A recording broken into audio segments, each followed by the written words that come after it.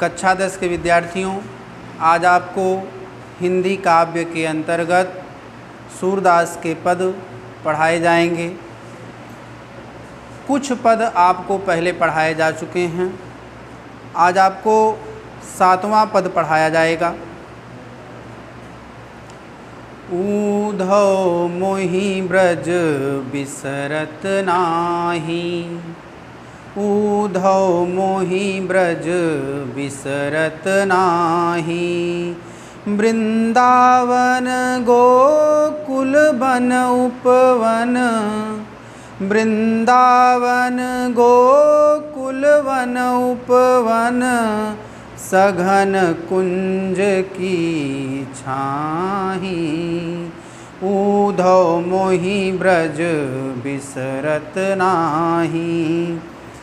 प्रात समय माता जसुमती अरु, प्रात समय माता जसुमती अरु।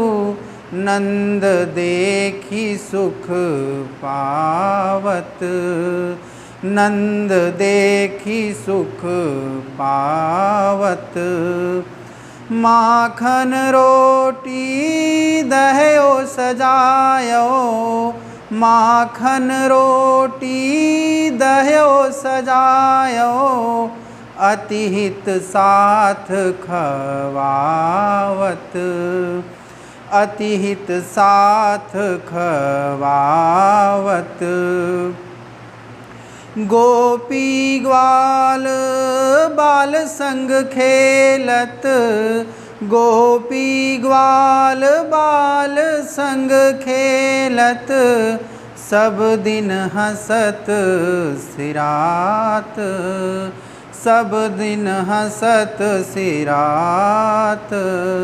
सूरदास धनी धनी ब्रजवासी, सूरदास धनी धनी ब्रजवासी। जिन संहित जदुतात, जिन संहित जदुतात। ऊधव मोहि ब्रज बिसरत नाही।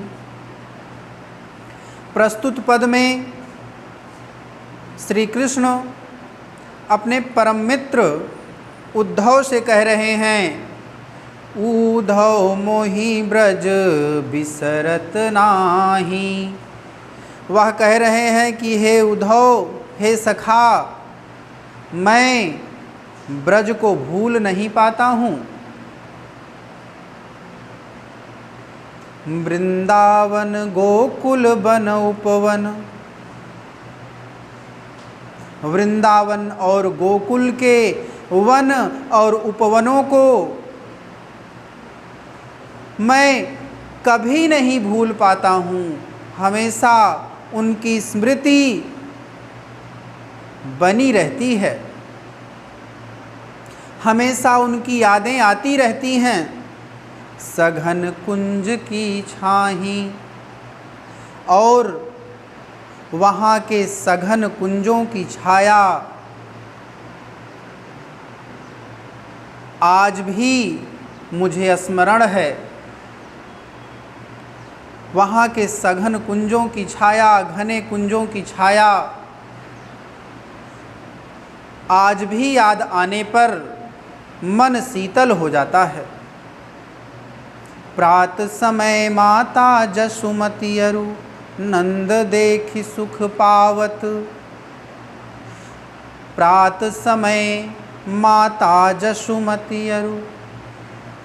प्रतिदिन प्रातः काल माता यशोदा और नंद बाबा को देख करके